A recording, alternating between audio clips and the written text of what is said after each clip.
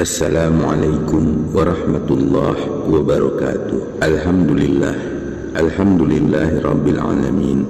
Bersyukur kita kepada Allah subhanahu wa ta'ala karena hingga saat ini kita masih diberi kesempatan untuk bertemu kembali dalam dialog-dialog yang penuh makna ini di channel yang kita cintai, Harmoni Iman. Bapak-bapak, ibu-ibu, saudara-saudariku, sahabat Harmoni Iman yang dirahmati Allah, seperti biasanya saya selalu berharap dan berdoa kepada Allah subhanahu wa ta'ala agar kita semua selalu diberi kesehatan dan limpahan rahmat darinya. Bapak, ibu, saudara-saudariku, dimanapun Anda berada, di sebuah desa terpencil ada seorang wanita bernama Aisyah. Dia hidup dalam kemiskinan yang ekstrim setelah suaminya meninggal dunia dalam sebuah kecelakaan tragis. Aisyah ditinggalkan dengan 2 anak kecil untuk diurusnya sendirian. Sementara ia tidak punya sumber pendapatan yang tetap dan suaminya juga meninggalkan hutang yang sangat banyak. Dia terjebak dalam hutang yang semakin menumpuk dan tak mampu membayar tagihan-tagihan dasar. Dan yang mirisnya lagi, ia juga jarang bisa memberikan makanan yang sehat bagi anak-anaknya, apalagi pendidikan yang baik. Aisyah merasa putus asa dan hampir menyerah pada kehidupannya yang penuh kesulitan. Namun pada suatu malam, saat dia merenung dalam kesunyian, dia mendengar tentang sebuah zikir yang sangat dianjurkan untuk mengatasi kesulitan hidup. Zikir itu adalah Sayyidul Istighfar. Tanpa ragu, Aisyah memutuskan untuk mencoba zikir ini sebagai upaya terakhirnya untuk mengubah hidupnya. Bapak, ibu, saudara-saudariku, sahabat Harmoni Iman yang dirahmati Allah, setiap hari Aisyah berzikir dengan Sayyidul Istighfar dengan penuh harapan dan kerendahan hati. Meskipun hidupnya tetap sulit, dia merasa semakin dekat dengan Allah subhanahu wa ta'ala. Ia merasakan ketenangan yang belum pernah ia rasakan sepanjang hidupnya. Meski belum ada perubahan langsung dalam kehidupannya, Aisyah terus berpegang pada keyakinannya bahwa Allah subhanahu wa ta'ala akan membantunya keluar dari masalah yang sedang dihadapinya. Pada suatu hari, ketika Aisyah sedang berada di pasar, dia bertemu dengan seorang wanita tua yang tampak membutuhkan bantuan. Dengan hati yang penuh kasih, Aisyah mendekati wanita itu dan menawarkan bantuan kepadanya. Wanita itu mengungkapkan bahwa dia adalah seorang pedagang yang kehilangan segalanya karena bencana alam yang telah merusak usahanya. Wanita tua itu kehilangan tempat tinggal, barang dagangan, dan tidak ada seorang pun yang bisa membantunya. Aisyah merasa terpanggil untuk membantu wanita itu, meskipun dia sendiri juga hidup dalam kekurangan. Dengan peralatan yang sederhana yang dimilikinya, Aisyah menggunakan keahliannya dalam menjahit untuk memperbaiki pakaian wanita itu yang sudah rusak. Aisyah juga mengumpulkan donasi dari orang-orang di desa untuk membantu wanita itu mendapatkan modal untuk memulai usahanya kembali. Perlahan wanita itu pun mulai bangkit kembali dari keterpurukannya. Berita tentang kebaikan Aisyah ini menyebar di desa dan banyak orang yang terinspirasi oleh kemurahan hatinya. Orang-orang pun mulai mendukung Aisyah dengan banyak cara. Ada yang memberinya makanan, pakaian, dan juga memberinya saran bisnis. Melalui dukungan yang diterimanya dari banyak orang dan juga atas kerja kerasnya, Aisyah berhasil membuka usaha kecil, yakni ia mulai menjahit di rumahnya. Lalu usahanya itu pun berkembang. Aisyah juga bisa memberikan pekerjaan kepada beberapa orang di desa tersebut. Bapak, ibu, saudara-saudariku, sahabat Harmoni Iman yang dirahmati Allah, hidup Aisyah pun mulai berubah. Ia dapat membayar hutang-hutangnya yang menumpuk, serta ia pun bisa menyekolahkan anaknya kembali dengan pendidikan yang lebih baik. Keberhasilannya menginspirasi banyak orang-orang di sekitarnya. Mereka pun mulai berzikir Sayyidul Istighfar dan berbagi kebaikan dengan sesama. Akhirnya desa tersebut menjadi komunitas yang penuh dengan cinta, saling peduli dan juga makmur. Bapak, ibu, saudara-saudariku, sahabat Harmoni Iman yang dirahmati Allah, Kisah Aisyah ini mengajarkan kepada kita beberapa pesan yang sangat menyentuh jiwa. Yang pertama, yaitu tentang keberanian dalam menghadapi kesulitan. Aisyah tidak pernah menyerah meskipun hidupnya penuh dengan kesulitan. Pesan yang kedua adalah tentang kebaikan dan kasih sayang kepada sesama. Bapak, Ibu, saudara-saudariku, sahabat harmoni iman, meskipun hidupnya serba kekurangan dan dalam kesulitan yang parah, Aisyah masih mampu merasakan penderitaan yang dirasakan orang lain, dan ia pun berusaha memberikan bantuan dengan tulus. Pesan ini mengingatkan kita akan pentingnya memiliki sikap empati dan membantu sesama meskipun kita dalam kesulitan. Makna yang ketiga adalah keajaiban dalam berbagi. Bapak, Ibu, saudara-saudariku, sahabat harmoni iman yang dirahmati Allah, ketika Aisyah berbagi dengan wanita tua itu, dukungan pun datang dari orang-orang di sekitarnya. Kisah ini mengajarkan kepada kita bahwa ketika kita berbagi dengan ikhlas, Allah Subhanahu wa Ta'ala akan membuka pintu rezeki dan pertolongan bagi kita dari arah yang tidak kita duga-duga. Subhanallah. Lalu yang keempat dan paling penting adalah mengatasi kesulitan dengan zikir. Zikir Sayyidul Istighfar menjadi pendorong yang kuat bagi Aisyah untuk mengatasi kesulitan hidupnya. Bapak, Ibu, saudara-saudariku, sahabat harmoni iman yang dirahmati Allah, pesan ini mengajarkan kita tentang kekuatan zikir dalam menguatkan hati dan membawa perubahan positif dalam hidup kita. Bapak, Ibu, saudara-saudariku, sahabat harmoni iman yang diridhai Allah, kisah Aisyah ini menginspirasi kita untuk tidak menyerah pada keadaan. Kita harus tetap berpegang pada keyakinan, berbuat baik kepada sesama, dan menghadapi kesulitan dengan zikir dan bertindak secara nyata. Semoga kisah ini memberikan inspirasi dan motivasi kepada kita semua yang mendengarnya. Bapak, Ibu, saudara-saudariku, sahabat harmoni iman yang dirahmati Allah, mari sama-sama kita mendengarkan dengan khusyuk pembacaan Sayyidul Istighfar yang merdu dan membuat hati kita gemetar. Mari kita dengarkan sambil mengikutinya secara berulang-ulang hingga kita bisa hafal dan menjadikannya sebagai amalan zikir kita setiap saat, setiap ada kesempatan. Dan semoga kita bisa keluar dari persoalan hidup yang sedang kita hadapi saat ini, dan Allah selalu merahmati dan meridhai hidup kita. Amin, amin ya rabbal alamin.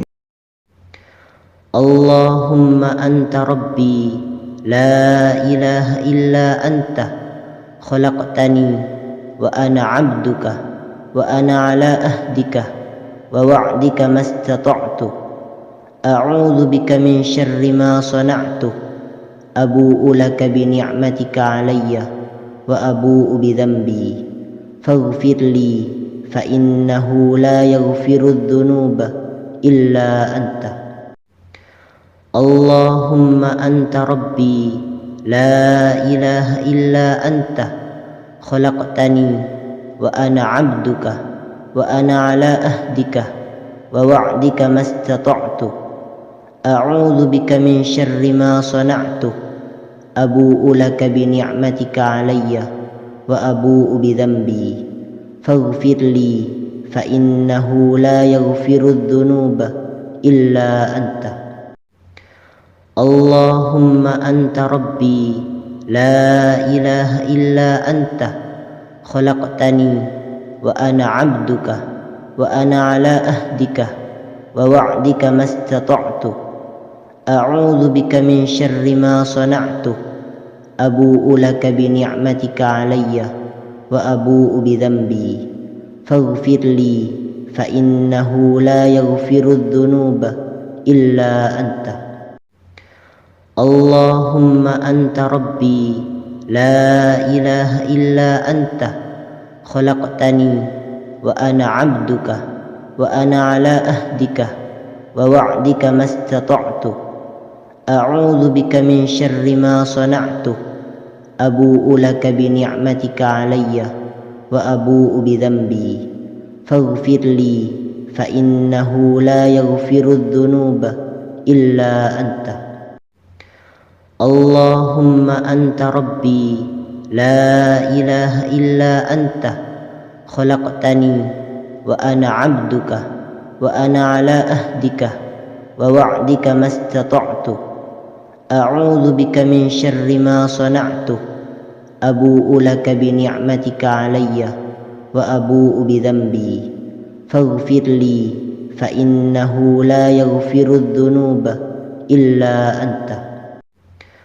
اللهم أنت ربي لا إله إلا أنت خلقتني وأنا عبدك وأنا على أهدك ووعدك ما استطعت أعوذ بك من شر ما صنعت أبوء لك بنعمتك علي وأبوء بذنبي فاغفر لي فإنه لا يغفر الذنوب إلا أنت. اللهم أنت ربي لا إله إلا أنت خلقتني وأنا عبدك وأنا على أهدك ووعدك ما استطعت أعوذ بك من شر ما صنعت أبوء لك بنعمتك علي وأبوء بذنبي فاغفر لي فإنه لا يغفر الذنوب إلا أنت. اللهم أنت ربي لا إله إلا أنت خلقتني وأنا عبدك وأنا على أهدك ووعدك ما استطعت أعوذ بك من شر ما صنعت أبوء لك بنعمتك علي وأبوء بذنبي فاغفر لي فإنه لا يغفر الذنوب إلا أنت. اللهم أنت ربي لا إله إلا أنت خلقتني وأنا عبدك وأنا على أهدك ووعدك ما استطعت أعوذ بك من شر ما صنعت أبوء لك بنعمتك علي وأبوء بذنبي فاغفر لي فإنه لا يغفر الذنوب إلا أنت. اللهم أنت ربي لا إله إلا أنت خلقتني وأنا عبدك وأنا على أهدك ووعدك ما استطعت أعوذ بك من شر ما صنعت أبوء لك بنعمتك علي وأبوء بذنبي فاغفر لي فإنه لا يغفر الذنوب إلا أنت. اللهم أنت ربي لا إله إلا أنت خلقتني وأنا عبدك وأنا على أهدك ووعدك ما استطعت أعوذ بك من شر ما صنعت أبوء لك بنعمتك علي وأبوء بذنبي فاغفر لي فإنه لا يغفر الذنوب إلا أنت. اللهم أنت ربي لا إله إلا أنت خلقتني وأنا عبدك وأنا على أهدك ووعدك ما استطعت أعوذ بك من شر ما صنعت أبوء لك بنعمتك علي وأبوء بذنبي فاغفر لي فإنه لا يغفر الذنوب إلا أنت. اللهم أنت ربي لا إله إلا أنت خلقتني وأنا عبدك وأنا على أهدك ووعدك ما استطعت أعوذ بك من شر ما صنعت أبوء لك بنعمتك علي وأبوء بذنبي فاغفر لي فإنه لا يغفر الذنوب إلا أنت. اللهم أنت ربي لا إله إلا أنت خلقتني وأنا عبدك وأنا على أهدك ووعدك ما استطعت أعوذ بك من شر ما صنعت أبوء لك بنعمتك علي وأبوء بذنبي فاغفر لي فإنه لا يغفر الذنوب إلا أنت. اللهم أنت ربي لا إله إلا أنت خلقتني وأنا عبدك وأنا على أهدك ووعدك ما استطعت أعوذ بك من شر ما صنعت أبوء لك بنعمتك علي وأبوء بذنبي فاغفر لي فإنه لا يغفر الذنوب إلا أنت. اللهم أنت ربي لا إله إلا أنت خلقتني وأنا عبدك وأنا على أهدك ووعدك ما استطعت أعوذ بك من شر ما صنعت أبوء لك بنعمتك علي وأبوء بذنبي فاغفر لي فإنه لا يغفر الذنوب إلا أنت. اللهم أنت ربي لا إله إلا أنت خلقتني وأنا عبدك وأنا على أهدك ووعدك ما استطعت أعوذ بك من شر ما صنعت أبوء لك بنعمتك علي وأبوء بذنبي فاغفر لي فإنه لا يغفر الذنوب إلا أنت.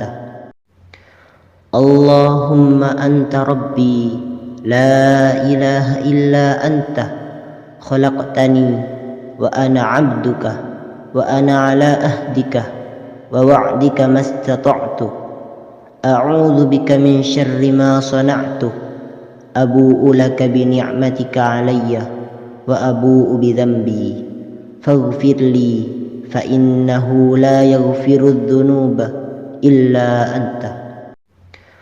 اللهم أنت ربي لا إله إلا أنت خلقتني وأنا عبدك وأنا على أهدك ووعدك ما استطعت أعوذ بك من شر ما صنعت أبوء لك بنعمتك علي وأبوء بذنبي فاغفر لي فإنه لا يغفر الذنوب إلا أنت.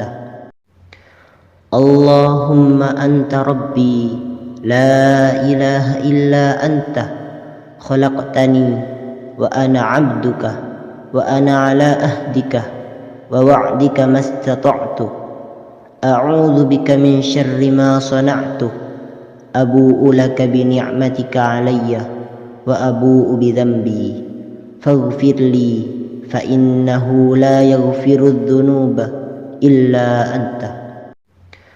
اللهم أنت ربي لا إله إلا أنت خلقتني وأنا عبدك وأنا على أهدك ووعدك ما استطعت أعوذ بك من شر ما صنعت أبوء لك بنعمتك علي وأبوء بذنبي فاغفر لي فإنه لا يغفر الذنوب إلا أنت. اللهم أنت ربي لا إله إلا أنت خلقتني وأنا عبدك وأنا على أهدك ووعدك ما استطعت أعوذ بك من شر ما صنعت أبوء لك بنعمتك علي وأبوء بذنبي فاغفر لي فإنه لا يغفر الذنوب إلا أنت. اللهم أنت ربي لا إله إلا أنت خلقتني وأنا عبدك وأنا على أهدك ووعدك ما استطعت أعوذ بك من شر ما صنعت أبوء لك بنعمتك علي وأبوء بذنبي فاغفر لي فإنه لا يغفر الذنوب إلا أنت. اللهم أنت ربي لا إله إلا أنت خلقتني وأنا عبدك وأنا على أهدك ووعدك ما استطعت أعوذ بك من شر ما صنعت أبوء لك بنعمتك علي وأبوء بذنبي فاغفر لي فإنه لا يغفر الذنوب إلا أنت. اللهم أنت ربي لا إله إلا أنت خلقتني وأنا عبدك وأنا على أهدك ووعدك ما استطعت أعوذ بك من شر ما صنعت أبوء لك بنعمتك علي وأبوء بذنبي فاغفر لي فإنه لا يغفر الذنوب إلا أنت. اللهم أنت ربي لا إله إلا أنت خلقتني وأنا عبدك وأنا على أهدك ووعدك ما استطعت أعوذ بك من شر ما صنعت أبوء لك بنعمتك علي وأبوء بذنبي فاغفر لي فإنه لا يغفر الذنوب إلا أنت.